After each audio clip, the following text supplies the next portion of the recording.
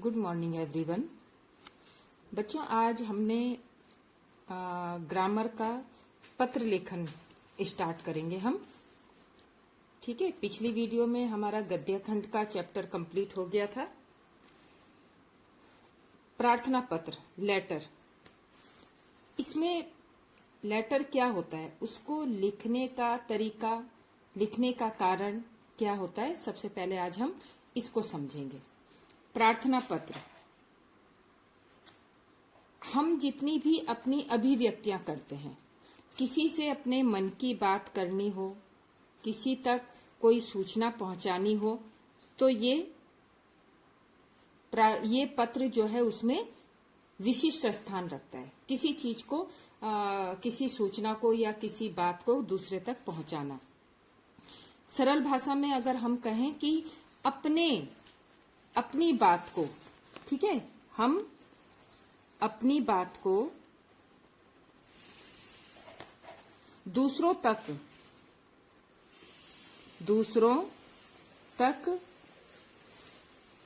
पहुंचाने का माध्यम, दूसरों तक पहुंचाने का माध्यम पत्र होता है। लेकिन अब आप बोलोगे कि हमने तो कभी पत्र लिखा ही नहीं, लेटर तो हम लिखते ही नहीं है। हमें तो अगर किसी से बात करनी है तो हम क्या करते हैं, फोन में बात कर लेते हैं, मैसेज कर देते हैं। तो ये आज का युग क्या है, हमारा इंटरनेट का युग हो गया।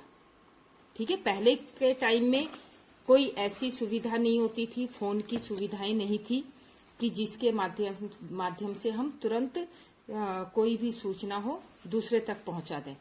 पहले पत्र के माध्यम से दूसरों तक सूचना पहुंचाई जाती थी और उसमें काफी लंबा समय भी लग जाता था। लेकिन जो चीजें पहले पत्र में बोली जाती थी, लिखी जाती थी, अपने मन के भाव जो उसमें कहे जाते थे, वो चीज अब थोड़ा कम हो चुकी है। अब पत्र लेखन में बहुत कमी आ गई है, क्योंकि नई नई टेक्नोलॉजी हमारे सामने आ गई है। ईमेल के साथ हम पत्र लेखन करते हैं। ठीक है, सरकार की भी यही कोशिश होती है कि ज्यादा से ज्यादा इंटरनेट के माध्यम से हम अपनी बात या अपना जो भी पत्र लेखन है वो कार्य करें, जिससे जो काम हमारा 5 दिन में 6 दिन में होना था वो तुरंत 1-2 घंटे में हो जाए, और हो भी ऐसे ही रहा है। ठीक है, पहले कोई अपनी नौकरी के सिलसिले में बाहर जाता था, तो जब तक वो वहां ना पहुंचे, फिर वो वहां से पत्र लिखता था, फिर वो 4 दिन उसके जाने में लगे, 4 दिन उसके पत्र आने में लगे, 8-9 दिन बाद हमें उसकी सूचना मिलती थी कि वो अपने स्थान तक पहुंच गया है। तो आज का समय बदल चुका है, आज ऐसी कोई स्थिति नहीं है। आज हम पल पल, सेकंड सेकंड की खबर रख सकते हैं कि कौन कहाँ जा रहा है, क्या है। लेकिन पत्र जो है, आज हम ये बताएंगे कि पत्र जब हम लिखते हैं तो उसमें हमें किन बातों का ध्यान रखना है। ठीक है, हमारे एग्जाम में ये 5 नंबर का आता है, तो इसमें हमने किन बातों का ध्यान रखना है। ठीक है, किन बातों का ध्यान रखें। देखो, सबसे पहले तो हमने रखना है, हम अगर कोई पत्र लिख रहे हैं तो उसमें सरलता होनी चाहिए। सरलता का मतलब क्या होता है कि जो हम भाषा लिख रहे हैं वो बिल्कुल सरल और सुबोध, एकदम से समझ आने वाली हो। भाषा पत्र में हमें ऐसी भाषा का प्रयोग नहीं करना है कि पढ़ने वाले को डिक्शनरी खोलनी पड़े, शब्दकोश, कि भाई इस शब्द का अर्थ क्या होगा, तो ऐसा ना करना पड़े, इसलिए हमें सरल भाषा का प्रयोग करना है। दूसरा, हमने पत्र लिखते समय ध्यान रखना है स्पष्टता, क्लियरिटी, बिल्कुल क्लियर होनी चाहिए बात।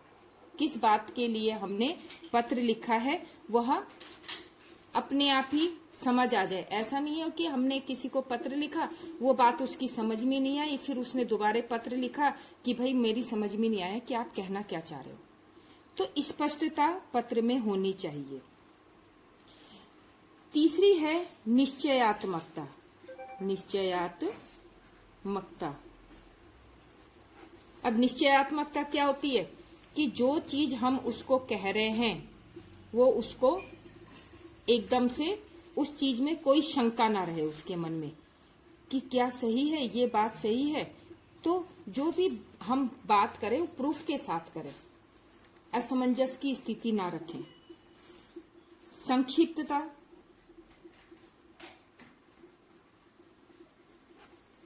पत्र को हम ज्यादा लंबा चौड़ा ना लिखें, ठीक है। संक्षिप्तता होनी चाहिए, हमें मेन बात को पत्र में कहना है।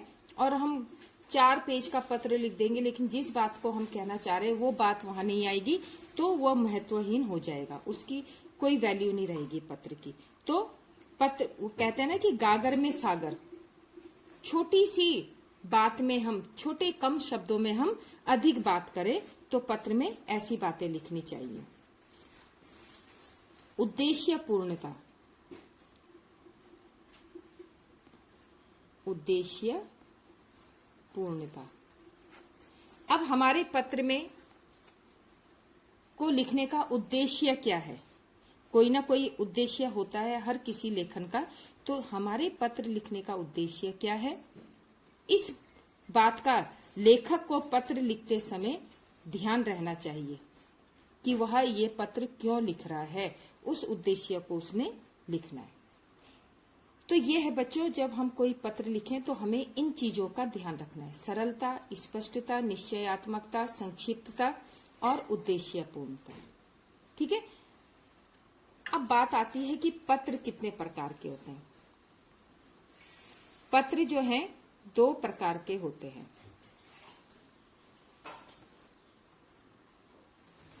पहला है औपचारिक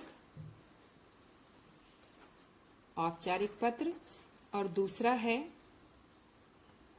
अनौपचारिक पत्र। अब सबसे पहले हम बात करेंगे औपचारिक पत्र में। वे सब किसमें आते हैं? औपचारिक पत्र में आते हैं। तो उनको हम क्या कहते हैं?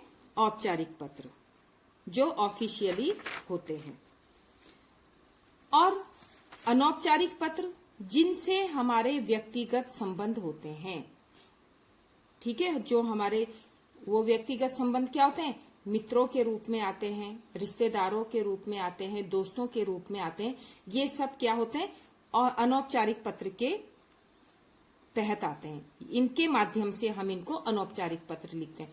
और इनको लिखने का भी तरीका बिल्कुल अलग है, दोनों को अलग तरीके से हम लिखते हैं। अब सबसे पहले हम देखेंगे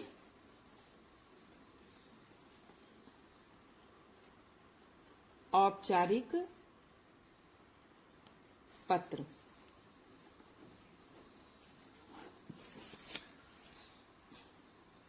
औपचारिक पत्र ये भी 3 प्रकार के होते हैं, ठीक है। औपचारिक पत्र 3 प्रकार के होते हैं। सबसे पहला प्रार्थना पत्र।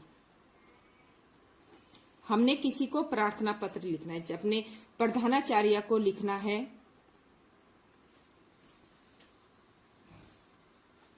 या मुख्य अध्यापक को लिखना है,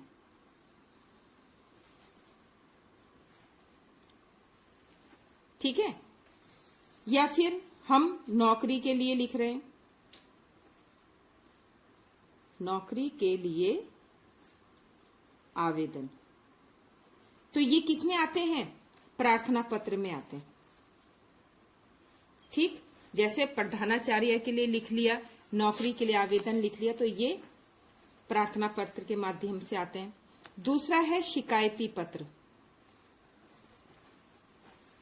शिकायती पत्र, अब इसमें क्या होता है? शिकायती पत्र में कई तरह के विभिन्न सरकारी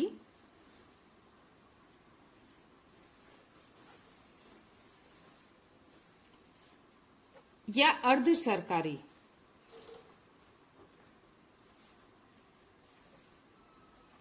संस्थाओं को, ठीक है, अर्ध सरकारी संस्थाओं को लिखा गया पत्र। उसके बाद दूसरा इसमें आता है संपादक के नाम।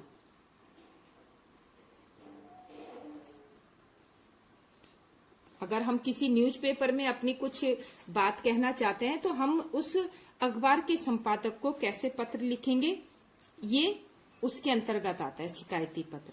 अब तीसरा पत्र होता है व्यावसायिक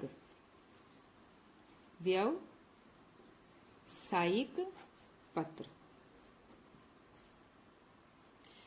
अब व्यावसायिक पत्र क्या होते हैं? जो हम उच्च अधिकारियों को लिखते हैं।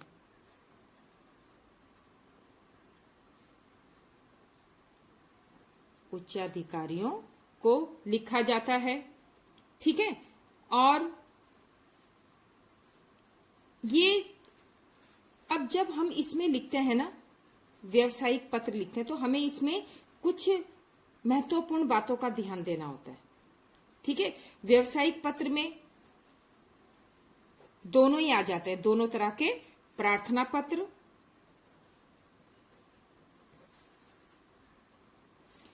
और आवेदन, ठीक है। तो ये व्यावसायिक में आते हैं। तो हमने सबसे पहले क्या देखना है कि अगर हम किसी सामान को खरीद रहे हैं या बेच रहे हैं, इसके लिए हम जो पत्र लिखते हैं उन्हें व्यावसायिक पत्र कहते हैं, ठीक। अब इसको हम लिखेंगे कैसे?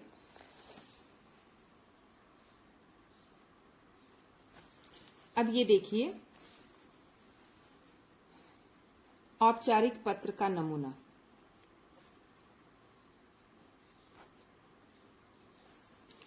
औपचारिक पत्र लिखने का क्या तरीका होता है? अगर हम माना, एक उदाहरण है कि हम किसे लिख रहे हैं, मुख्य अध्यापक को लिख रहे हैं या प्रधानाचार्य को लिख रहे हैं, ठीक है। प्रधानाचार्य को प्रार्थना पत्र। तो हम क्या करेंगे सबसे पहले? अब देखिए हमें क्या करना है। हम जब, ये सिर्फ एक एग्जाम्पल है, हम घर में बैठे हैं तो हम क्या लिखेंगे? प्रधानाचार्य महोदया, ठीक है। सबसे पहले हम इसको कहां से लिख रहे हैं? परीक्षा भवन से। लेकिन हम क्लास में इस लेटर को लिख रहे हैं तो हम सबसे पहले क्या करेंगे? परीक्षा भवन, ठीक। अब ये परीक्षा भवन कहाँ है आपका? जॉली ग्रांट, कोई भी आप नाम लिख सकते हो, ठीक। अब यहां से स्टार्ट करेंगे हम। प्रधानाचार्य महोदया,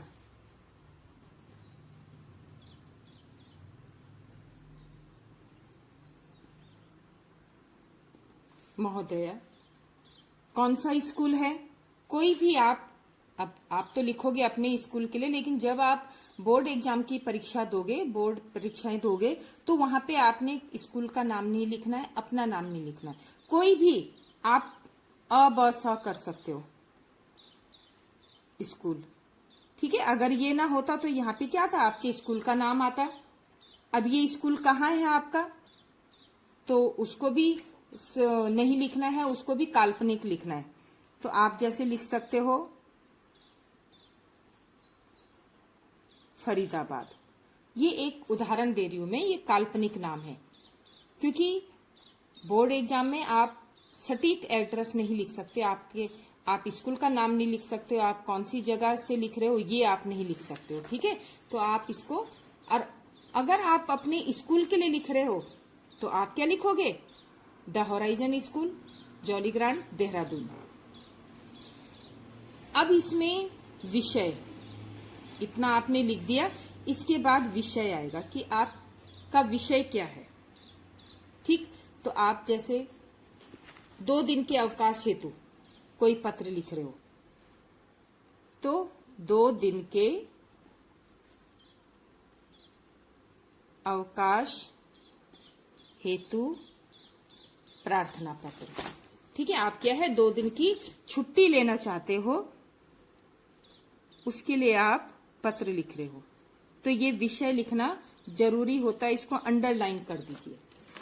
क्योंकि जब कोई भी आपका पत्र खोलेगा तो सबसे पहले वो सब्जेक्ट क्या है, विषय क्या है, उसको पढ़ेंगे कि भाई क्या इनका कारण क्या है पत्र को लिखने का, तो ये विषय जरूर लिखना है।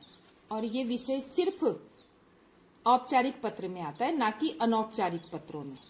ठीक है, तो आप इसको लिखोगे और उसके बाद से आप महोदय, अब आप क्या बात कहना चाहते हो उसको आप पूरा यहां पर लिख दोगे। लेकिन ध्यान रखना है, मैंने उस समय स्टार्टिंग में बताया था, संक्षिप्तता, कम शब्द होने चाहिए। ऐसे नहीं कि आप अपनी पूरी कथा लगा रहे हैं, पूरी कहानी लगा रहे हो कि हम क्यों जा रहे हैं, कहाँ जा रहे हैं, किस लिए जा रहे हैं, जो भी है वो चीज लिखने की जरूरत नहीं। सिर्फ आपने सटीक रीजन जो है वो बताना है कि आपको ये छुट्टी क्यों चाहिए। बहुत कम शब्दों में आपने अपनी बात को पूरा करना है।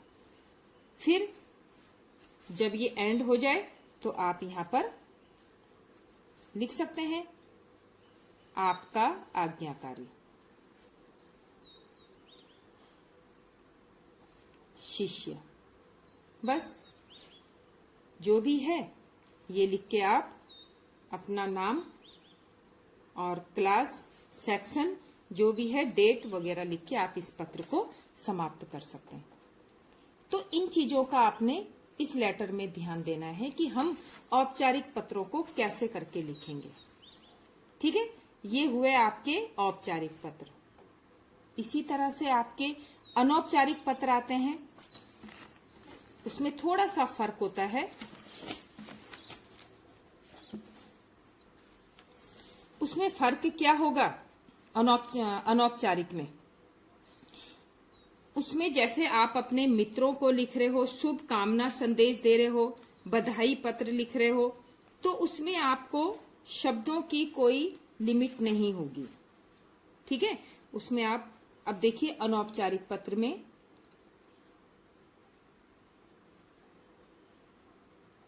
औपचारिक 3 प्रकार के थे, अब अनौपचारिक पत्र, इनमें क्या क्या आता है? बधाई पत्र, ठीक है, शुभ कामना पत्र आता है इसमें, आपका निवेदन पत्र आता है, अनुमति पत्र आता है, ठीक है, निमंत्रण पत्र आता है, नाराजगी पत्र आता है। आप किसी से नाराजगी दिखा रहे हो तो वो पत्र आएगा। सहानुभूति,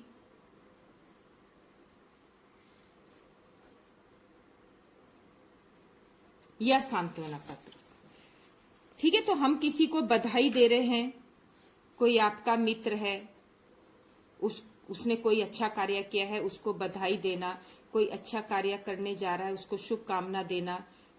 ठीक है, निवेदन, अनुमति, किसी से किसी कार्य की अनुमति लेना, निमंत्रण पत्र, अपने घर में किसी को निमंत्रण देने के लिए पत्र लिखना, आप किसी दोस्त या रिश्तेदार से नाराज हो तो उसके लिए नाराजगी पत्र लिखना, किसी के साथ कोई घटना हो गई हो उसको किस तरह से सहानुभूति दिखानी या किस तरह से हमने सांत्वना पत्र लिखना है, ये उसके अंतर्गत आता है। तो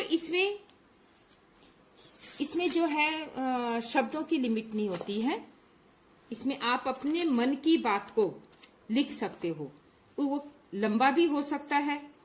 ठीक है, तो इसमें ऐसा कुछ नहीं है कि जिस तरह से आपने औपचारिक पत्र लिखे इसी तरह से आप अनौपचारिक पत्र लिखोगे। इसमें आप क्या करना है, आपको सबसे पहले आप स्टार्ट करोगे पत्र तो वही होगा कि आप किस जगह से लिख रहे हो। तो आपने इस चीज की आदत डालनी है कि आप जैसे उसको क्लासरूम से लिख रहे हो, परीक्षा भवन, ठीक, परीक्षा भवन से लिख रहे हो। परीक्षा भवन कहाँ है आपका? जहां भी आपका सेंटर पड़ा होगा वहां पर आप परीक्षा भवन, कोई भी काल्पनिक नाम लिख लीजिए। फिर उसके नीचे दिनांक लिखेंगे आप, डेट, ठीक, जो भी है कोई भी डेट का आप लिख के इसके बाद से आप संबोधन बोलना, अपनी बात कहना स्टार्ट कर दोगे। इसके लिए आपको विषय लिखने की जरूरत नहीं है। आप अगर अपने से बड़ों को लिख रहे हो तो शिष्टाचार का प्रयोग करोगे। जैसे अपने पिताजी को लिख रहे हो तो पूज्य पिताजी, आदरणीय, ठीक है, या प्रिय भाई, जो भी है शिष्टाचार के शब्दों का हमने यहाँ पर प्रयोग करना है। और यदि हम अपने मित्रों को लिख रहे हैं तो प्रिय मित्र या जो भी है, आप डायरेक्ट नाम से भी उसको स्टार्ट कर सकते हो। और जब आप लेटर समाप्त करोगे, अंत में आपने क्या लिखना है? जैसे आप लिखते हो कि आपका पुत्र या आपका भाई, आपका मित्र, जो भी है अपना नाम लिखते हैं, लेकिन उसकी जगह आप क ख ग, जैसे आपका पुत्र, आप अपना रियल नाम नहीं लिखोगे, आप शॉर्ट में इसको क ख ग ये लिख सकते हो।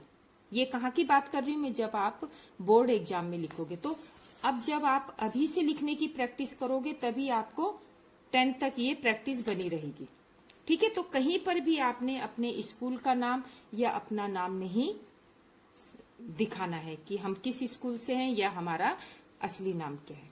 तो बस इन छोटी छोटी बातों का आपने पत्र में ध्यान रखना है। तो ये जो काम है मैं आपको ये वर्कशीट में दूंगी और आप इसको फिर नोटबुक में कंप्लीट करोगे। Thank you.